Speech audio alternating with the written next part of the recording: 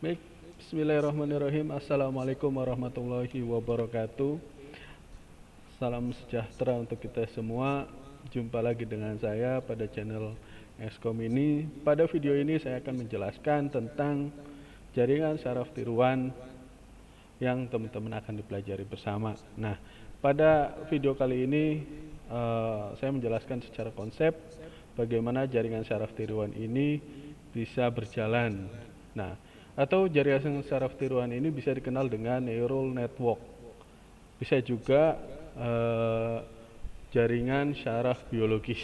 Nah, bagaimana selanjutnya nanti kita akan jelaskan secara bersama.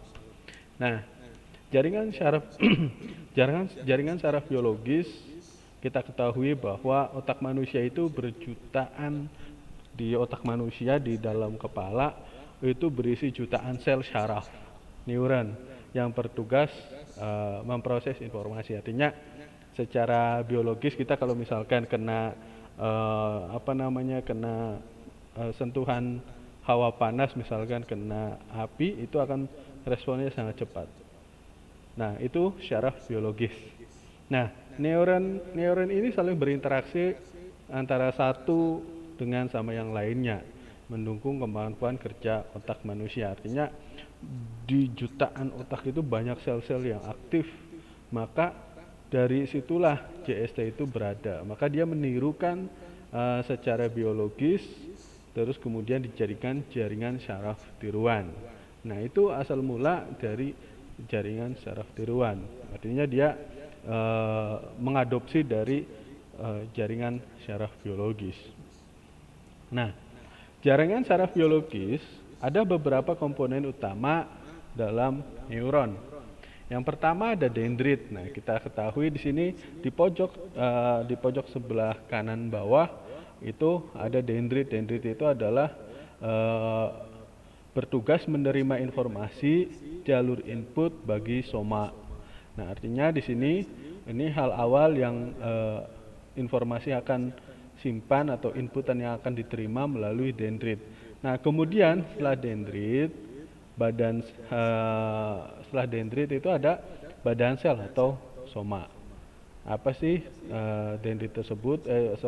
Badan sel itu tempat pengolahan informasi. Di badan sel terdapat inti sel yang bertugas mengolah informasi. Artinya ketika dendrit ini sudah mendapat suatu informasi akan dikirim, inputannya akan diolah, akan menjadi sebuah informasi. Terus kemudian dari soma ini akan dikeluarkan melalui akson. Akson ini bertugas mengirim impuls sinyal ke sel saraf yang lain. Artinya jalur output bagi soma. Jadi ketika inputnya melalui dendrit, kemudian diolah di dalam soma, badan sel, terus kemudian keluar hasilnya melalui akson. Nah, seperti itu. Nah, antara dendrit dipertemukan dengan sinapsis. Nah, ini artinya ada beberapa sel yang akan dipertemukan melalui sinapsis jalurnya. Nah, secara garis besar nanti jaringan saraf tiruan itu akan mengadopsi dari jaringan saraf biologis. Nah, mulai dari inputannya melalui dendrit, terus kemudian diolah ke dalam soma dan dikeluarkan menjadi akson. Nah, secara garis besar saraf tiruan itu mengadopsi dari jaringan saraf biologis yang ada di otak manusia. Nah, analogi jaringan saraf tiruan dan jaringan saraf biologis seperti ini. Di jaringan saraf tiruan, node atau input, nah di sini disebut dengan badan sel. Nah, terus kemudian input, nah input itu adalah dendrit. Jadi masukkan tadi input, terus kemudian jadi node. Nah, terus kemudian output itu adalah akson. Jadi keluarannya jadi akson. Nah, terus kemudian sinapsis adalah bobot. Kita flashback sebelumnya, kita flash bahwa berarti dendrit itu dianalogikan di dalam jaringan saraf tiruan adalah sebagai inputan. Akan tetapi inti badan selnya adalah node. Nah, terus kemudian setelah diolah akan menjadi sebuah informasi atau pola, maka dikeluarkan di akson. Nah, ini di akson melalui sinapsis. Nah, secara analogi itu sangat mirip dengan jaringan saraf biologis. Maka di sini sering dikatakan jaringan saraf tiruan. Nah, dia meniru dari jaringan saraf biologis yang sudah ada di otak manusia. Nah, jadi jaringan saraf tiruan adalah meniru cara kerja jaringan saraf biologis yang saya sudah jelaskan tadi, bahwa menduplikat dari otak manusia pola kerjanya. Nah, generalisasi model matematik dari pemahaman manusia pertama adalah pemrosesan informasi terjadi pada neuron. Nah, terus kemudian sinyal mengalir dari antar sel saraf melalui dendrit dan akson. Jadi dendrit yang tadi adalah input, terus kemudian pengeluarannya jadi akson. Nah, seperti itu. Nah, di dalam jaringan saraf tiruan ada input, ada node, dan ada output. Nah, seperti itu. Setiap sambungan, setiap penghubung memiliki bobot yang bersesuaian. Artinya ketika setiap inputan dari jaringan saraf tiruan itu akan diurai menjadi sebuah bobot. Nah, bobot itu tergantung pada inputan yang kita akan gunakan. Terus kemudian kita akan mengolah di node dan outputnya jadi akson. Nah, untuk menentukan output, setiap neuron memiliki fungsi aktivasinya yang dikenakan dari jumlah semua inputan. Artinya nanti untuk menentukan output itu akan kita flashback kepada inputannya berapa, terus kemudian biasnya atau node-nya berapa, dan hidden-nya nanti berapa. Nah, terus kemudian besar output dibandingkan dengan nilai threshold tertentu. Nanti kita akan belajar di fungsi aktivasi. Nah, kelebihan jaringan saraf tiruan pertama adalah mampu mengaku sisi pengetahuan walau tidak ada kepastian.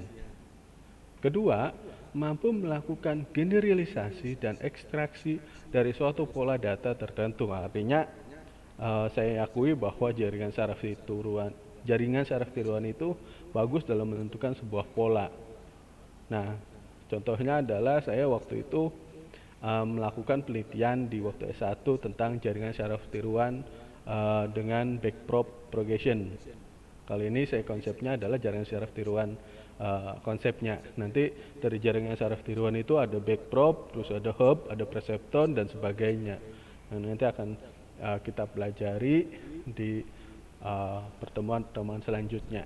Nah, memiliki fault tolerance, gangguan dapat dianggap sebagai noise saja. Artinya kalau kita bicara tentang dataset, itu pasti kalau misalkan kita anggap, kalau kita dulu waktu saya contoh penelitian itu adalah berbicara mendeteksi suara orang Jawa, orang Sunda, dan orang Batak.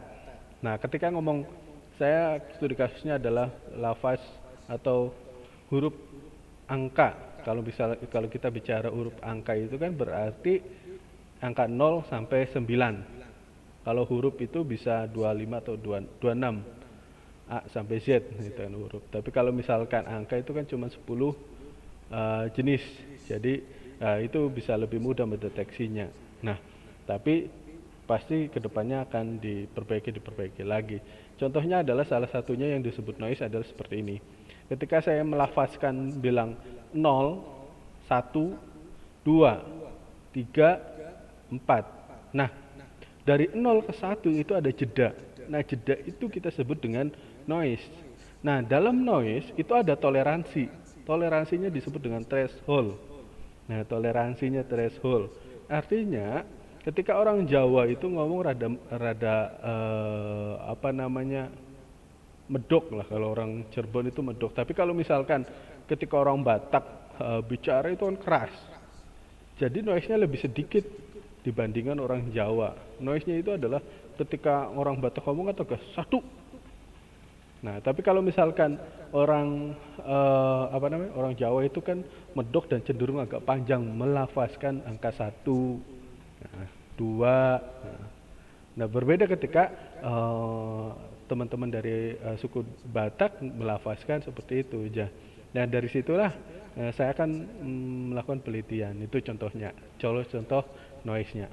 Terus kemudian kemampuan perhitungan secara paralel sehingga proses lebih singkat. Nah, seperti itu teman-teman semua. Nah, JST juga mampu mengklasifikasi memilih suatu input data ke dalam kategori tertentu yang sudah ditetapkan. Terus kemudian secara asosiasi menggambarkan suatu objek secara keseluruhan hanya dengan bagian dari objek lainnya. Terus kemudian sales organization, kemampuan mengolah data input tanpa harus mempunyai target. Nah, di sini ada klasifikasi, ada asosiasi, ada self organization dan optimasi. Menemukan suatu jawaban terbaik sehingga mampu meminimalisasi fungsi biaya. Artinya di sini ada beberapa kategori JST yang mampu emang unggul di bidangnya adalah di bidang ini. Dia ada klasifikasi, asosiasi, self organizing dan optimasi. Nah, di setiap metode pasti ada beberapa kelemahan. Salah satunya JST sendiri memiliki kelemahan, yaitu kurang mampu untuk melakukan operasi numerik dengan presisi tinggi. Nah, kurang mampu melakukan operasi algoritma aritmatik, operasi logika, dan simbolis. Lamanya proses training mungkin terjadi dalam waktu yang sangat lama untuk dalam jumlah yang besar. Nah, di pengalaman saya waktu melakukan penelitian tentang JST ini, emang kalau mau ngeload data, emang datanya itu sangat banyak, itu bisa 30 menit, sejam, dan bahkan bisa saya pernah melakukan itu sampai 12 jam lebih. Karena untuk melatih training itu, karena data dulu waktu adalah data suara dan itu sangat banyak, itu akan makan waktu yang lama untuk mentraining. Itu belum menguji, tapi itu masih mentraining, latihan, karena jalan secara tiruan itu kan dia dari pengalaman, jadi di training dulu lama dan akhirnya memakan waktu. Nah, seperti itu. Ada beberapa kelemahan dan ada beberapa kelebihan di jaringan saraf tiruan. Nah, modul struktur neuron JST di sini terdiri dari yang saya jelaskan tadi di awal bahwa neuron ini atau inputan dimasukkan di sini beberapa beberapa inputan, terus kemudian di sini ada juga bobot, terus kemudian diolah menjadi sebuah informasi melalui fungsi aktivasi dan ada beberapa fungsi lainnya di sini di struktur neuron. Terus kemudian output. Nah, nanti output ini akan menjadi sebuah informasi yang kita dapatkan. Nah, input, node dan output. Itu sama saja dengan saraf biologis.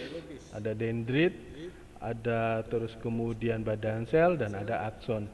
Input, node sama output. Nah, di sini juga nanti teman-teman ada X1, X2, X3 itu adalah sebuah inputan itu sampai dengan beribu X. Jadi di sini analoginya X1 sampai X3. Jadi kalau misalkan nanti X1 sampai dengan 1000 ya berarti kita harus menghitung secara manual X1 sampai 1000. Nah, terus kemudian setelah itu dibiaskan atau dibobot. Jadi nanti kalau misalkan menggunakan MATLAB atau misalkan Rapid itu secara otomatis kita bisa menghitung oleh si aplikasi, si software. Jadi kita tinggal melihat hasilnya. Nah, itu lebih mudah. Tapi dulu waktu saya penelitian itu harus mengoding dulu karena di toolsnya itu hanya barnya saja, tidak ada pengolahan secara jaringan saraf tiruan atau pembelajarannya belum ada. Jadi maka harus di-create terlebih dahulu. Nah, terus kemudian dari bobot ini kita olah menjadi sebuah output. Nah, model struktur neuron JST ini di sini inputnya X1, X2 dan seterusnya sampai XN. XN itu tidak terhingga atau sampai batas dari si data tersebut. Kemudian lalu synaptic wedge atau dibiaskan, dibobot, terus kemudian summing junction, terus kemudian dilakukan polanya didapat, terus kemudian output. Nah, di sini nanti model struktur secara sederhananya seperti ini. Nah, selanjutnya, ada summing function. Summing function itu fungsinya yang digunakan untuk mencari rata-rata bobot dari semua elemen input. Nah, kemudian bentuk sederhananya adalah dengan mengalihkan setiap nilai input X, tadi X berapa, terus kemudian dengan bobotnya kalau kita back. Nah, di sini X-nya berapa, Y-nya berapa, terus kemudian dikalikan dan dijumlahkan, maka dijadikan sebagai summing junction.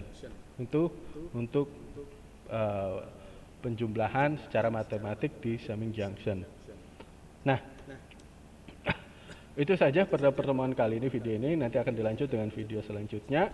Jangan lupa klik and subscribe. Terima kasih. Assalamualaikum warahmatullahi wabarakatuh.